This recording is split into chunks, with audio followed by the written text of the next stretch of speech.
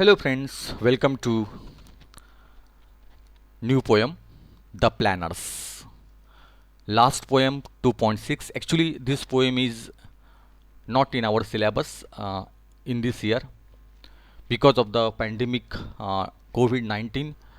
Our Maharashtra government, that means education department, has omit from our syllabus this poem, but still for the sake of understanding we have we will have take this poem. आपण ही कविता घेणार आहोत सिलेबसमध्ये. जरी ही कविता नाही तरी पण एक आपण हा भाग समजून घेऊया आणि एक ज्ञानामध्ये अजून एक भर टाकण्यासाठी त्या ठिकाणी आपण ही कविता घेत आहोत. ॲक्च्युली सिलेबसमध्ये ह्या वर्षी ही कविता आपल्या नाही आहे. बघूया आपण काय आहे कवितेत. आईस ब्रेकर्सकडे आपण वळूया. You have heard the proverb plan your work work your plan.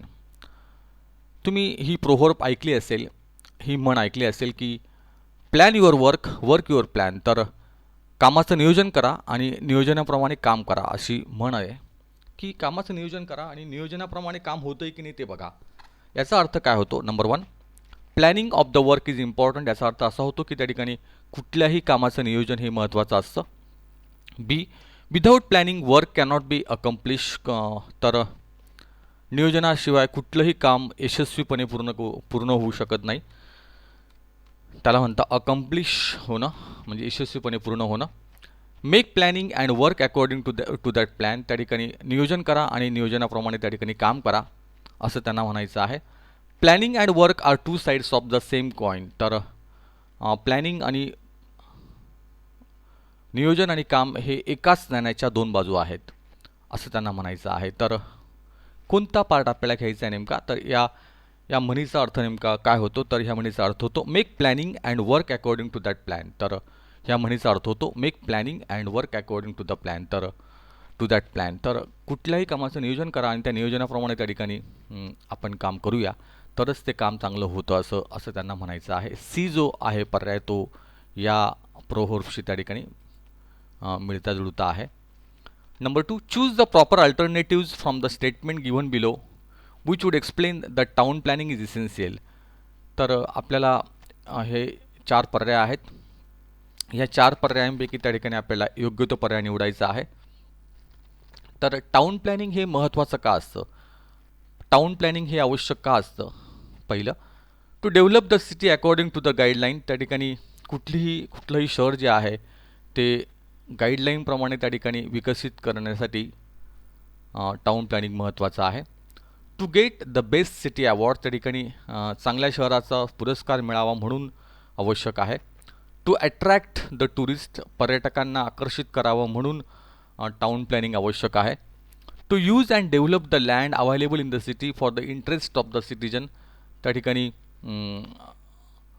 जी जागा त्या ठिकाणी शहरामधली आहे ती शहरातल्या नागरिकांसाठी तिचा योग्य तो वापर व्हावा आणि तिचा विकास व्हावा असं त्या ठिकाणी महत्त्वाचं आहे. तर टाउन प्लॅनिंगसाठी कोणते पर्याय योग्य आहेत? तर कुठलंही ज्याला आपण नगरविकास खातं असं म्हणतो, नगरविकास जो आहे कुठल्याही शहराचा विकास जो आहे तो 2 गोष्टींसाठी त्या ठिकाणी महत्त्वाचा आहे. To develop the city according to the guideline. तर त्या ठिकाणी ज्या गाईडलाईन्स आहेत, जी मार्गदर्शक तत्त्व आहेत त्याप्रमाणे शहराचा विकास करायला पाहिजे, यासाठी टाउन प्लॅनिंग महत्त्वाचं आहे. आणि डी आहे to use and develop the land available in the city. जी जागा त्या ठिकाणी उपलब्ध आहे त्या जागेचा योग्य तो उपयोग करणं, ती जागा विकसित करणं की ज्या जागेचा फायदा त्या ठिकाणी शहरातल्या नागरिकांना होईल आणि एक चांगलं शहर तयार होईल. हे म्हणजे पर्याय नंबर ए आणि डी जे आहे हे दोन्ही पर्याय त्या ठिकाणी टाउन प्लॅनिंगमध्ये समाविष्ट आहेत. त्यानंतर आहे given below are various professions in column A and column B. The nature of work in respective professions match the columns. तर खाली काही पर्याय आहेत आपल्याकडे. आपल्याला हे पर्याय काही प्रोफेशन्स आहेत, हे याला म्हणतात व्यवसाय आहेत. ते कॉलम एमध्ये व्यवसाय आहेत आणि कॉलम बीमध्ये त्या ठिकाणी the nature of work in respective professions आणि कोणत्या त्याच्या कामाचा काय अर्थ होतो नेमका. तर इकडे व्यवसाय आहेत एमध्ये आणि त्यासाठी कोणते कामं ते करतात, त्यांचं कामाचं स्वरूप काय आहे, या माणसाचं त्या व्यवसायाचं कामाचं स्वरूप काय आहे ते दिलेलं आहे. तर आपल्याला करायचं आहे ते आपल्याला करायचं आहे ए आणि बी कॉलम जे आहेत त्या व्यवसायाप्रमाणे आपल्याला मॅच करायचं आहे की काय काम करतात हे. पहिलं आहे ॲनेस्थेसिस्ट ज्याला म्हणतो आपण ॲनेस्थेसिस्ट म्हणतो. तर ॲनेस्थेसिस्ट काय करतात तर ते ॲनेस्थेसिस्ट जे असतात ते आपल्याला ज्याला आपण भूलतज्ञ असं म्हणतो त्याला म्हणता ॲनेस्थेसिस्ट. तर हे काय करतात तर त्या ठिकाणी पर्याय जो आपला आहे तो आहे एफ जो आहे हा या ठिकाणी आपल्याला you have to match the pairs here.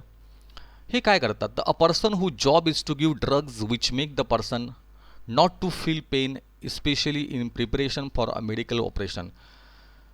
तर ॲनेस्थेसिस जे आहे ते अशी व्यक्ती आहे की त्यांचा जॉब असा आहे की टू गिव्ह ड्रग्ज अशा प्रकारचे ड्रग्ज द्यायचे अशा प्रकारचे औषध द्यायचे विच मेक द पर्सन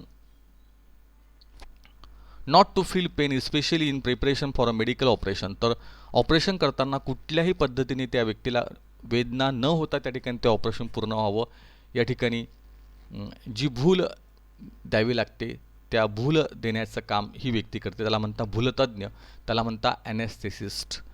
नंतर आहे फार्मसिस्ट ज्याला आपण औषध दुकानदार असं म्हणतो किंवा मेडिकलवाले आपण म्हणतो. फार्मसिस्ट जे आहेत ते काय करतात तर फार्मसिस्ट जे आहेत ते a person who has been train to prepare medicines and sell them to public. तर त्या ठिकाणी हे असे व्यक्ती आहेत की ज्यांना औषधं कशा पद्धतीने बनवायची याचं प्रशिक्षण असतं आणि ते कशा प्रकारे विकायचे पब्लिकला ते पण त्या ठिकाणी फार्मसिस्टचं काम असतं.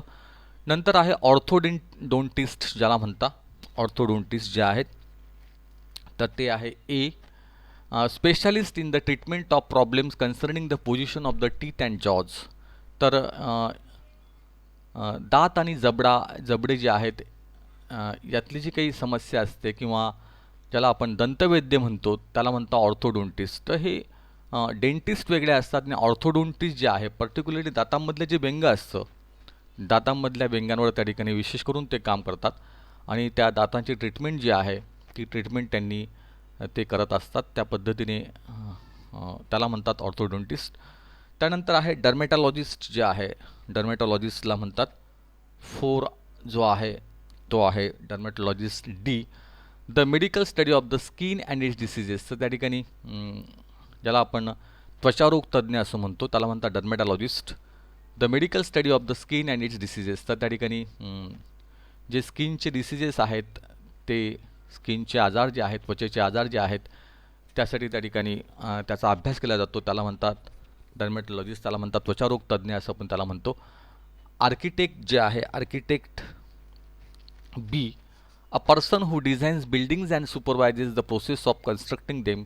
तर आर्किटेक्ट जे आहे ती अशी व्यक्ती असते की जी बिल्डिंग जे आहेत त्या डिझाईन करतात आणि कशा पद्धतीने त्या बिल्डिंगचं त्या ठिकाणी बांधकाम करायचं आहे त्याच्यावर देखरेख करण्याचं काम हे आर्किटेक्ट जे आहेत म्हणजे बिल्डिंगची डिझाईन तयार करायची आणि ती कशा पद्धतीने पूर्णत्वाला येईल या पद्धतीने बघायचं त्याच्यावर देखरेख करायची त्याला म्हणतात आर्किटेक्ट इंजिनियर त्याला आपण म्हणतो. आणि शेवटचं लास्ट आहे चार्टर्ड अकाउंटंट त्याला आपण CA असं म्हणतो. हे चार्टर्ड अकाउंटंट त्या ठिकाणी काय करतात तर त्या ठिकाणी आहे C a person who is in charge of a newspaper or a part of a newspaper. तर अशी व्यक्ती की अरे काहीतरी राहिलं वाटतं रे एडिटर राहिले का इथे हां एडिटर राहिले करेक्ट. चार्टर्ड अकाउंटंट काय करतात तर त्या ठिकाणी आहे 6 जे आहे ते आहे G a person who is engage in the profession of accounting and examining the statements and records of account. तर चार्टर्ड अकाउंटंट ही अशी व्यक्ती आहे की जी अकाउंट बघण्याचं काम करते आणि त्या पद्धतीने अकाउंटचं रेकॉर्ड जे आहे त्या खात्याचं रेकॉर्ड त्या ठिकाणी ठेवण्याचं काम हे आपले चार्टर्ड अकाउंटंट करतात ज्याला आपण लेखा तपासनीस असं म्हणतो की पूर्ण लेखाजोखा जो आहे त्या खात्यांचा त्या ठिकाणी ठेवण्याचं काम ते चार्टर्ड अकाउंटंट जे आहेत ते करतात. आणि नंतर आहे एडिटर ज्याला आपण संपादक असं म्हणतो पेपर वर्तमानपत्राचा संपादक त्या ठिकाणी असतो. तर त्या ठिकाणी आहे आपलं a person who is in charge of a newspaper or of a part of a newspaper C.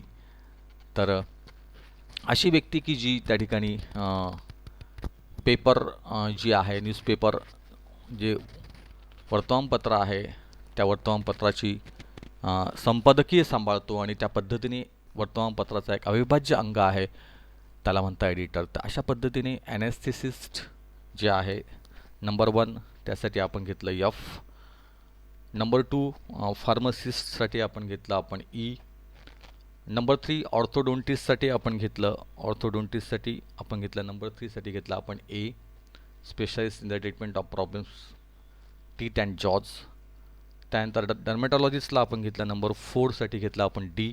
The medical study of the skin. आर्किटेक्टसाठी आपण घेतलं नंबर 5 साठी घेतलं आपण B. A person who design buildings and supervisors. Chartered अकाउंटंटसाठी आपण घेतलं number 6 साठी घेतलं आपण G. A person who is engage in the profession of accounting and examining the statements and records of account. आणि एडिटरसाठी आपण घेतलं सी. तर अशा पद्धतीने आपण हे ॲक्टिव्हिटी पूर्ण केलेली आहे. तर नियोजन हे किती महत्त्वाचं असतं आणि प्रत्येक व्यवसायासाठी काय काय काम आहे त्याचं वर्णन ह्या ठिकाणी आलेलं आहे. पुढे आपण बघूया काय नेमकी कविता आहे आणि ह्या ठिकाणी काय दिलेलं आहे. तर द प्लॅनर्समध्ये काय म्हटलं आहे ते आपण पुढच्या EVमध्ये आपण बघूया. तर इथे आपण थांबूया. पहिली ॲक्टिव्हिटी जी आहे आईस ब्रेकर्सची ती आपण पूर्ण केलेली आहे. Let us stop here and turn to next EV.